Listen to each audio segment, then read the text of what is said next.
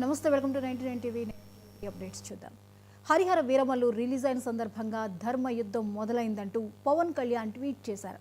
మొఘల్ చక్రవర్తి ఔరంగజేబ్ విధించిన జిజియా పన్ను హిందువుల అణచివేతకు నిదర్శనమన్నారు. మొఘలుల క్రూరత్వాన్ని చరిత్రకారులు కప్పిపుచ్చారని, ఈ అన్యాయాన్ని హరిహర వీరమల్లు బయటపెట్టిందని పేర్కొన్నారు. హిందువుల వేదన, భారత సంపద దోపిడీని సినిమా కళ్లకు కట్టిందని, దౌర్జన్యాన్ని ఎదిరించిన యోధుల పరాక్రమం సనాతన ధర్మం గొప్పతనాన్ని చాటిందని పవన్ ట్వీట్ చేశారు.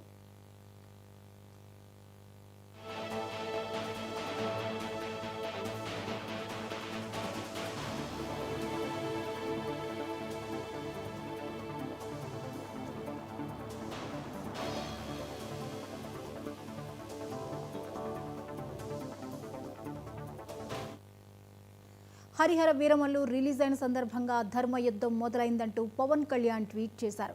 మొఘల్ చక్రవర్తి ఔరంగజేబ్ విధించిన జిజియా పన్ను హిందువుల అణచివేతకు నిదర్శనమన్నారు.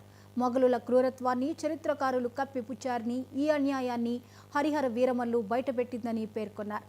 హిందువుల వేదన, భారత సంపద దోపిడీని సినిమా కళ్లకు కట్టిందని, దౌర్జన్యాన్ని ఎదిరించిన యోధుల పరాక్రమం సనాతన ధర్మం గొప్పతనాన్ని చాటిందని పవన్ ట్వీట్ చేశారు.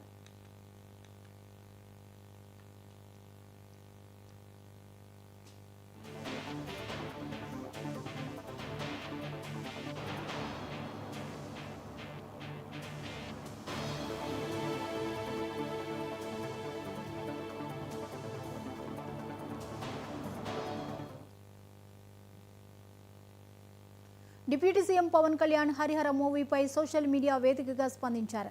గత 10 ఏళ్లలో సీఎం చంద్రబాబు తమ మధ్య సినిమాల గురించి ఎప్పుడూ చర్చ జరగలేదన్నారు.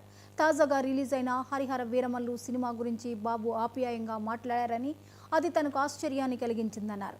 చంద్రబాబు మాటలు విజయ సంకేతాలని పవన్ రాసుకొచ్చారు. తన బాధ్యతలు నిర్వర్తిస్తూనే సినిమాలో నటించే వెసులుబాటుకు ఇచ్చినందుకు, చిత్ర విజయాన్ని ఆకాంక్షించినందుకు చంద్రబాబుకు పవన్ ధన్యవాదాలు తెలిపారు.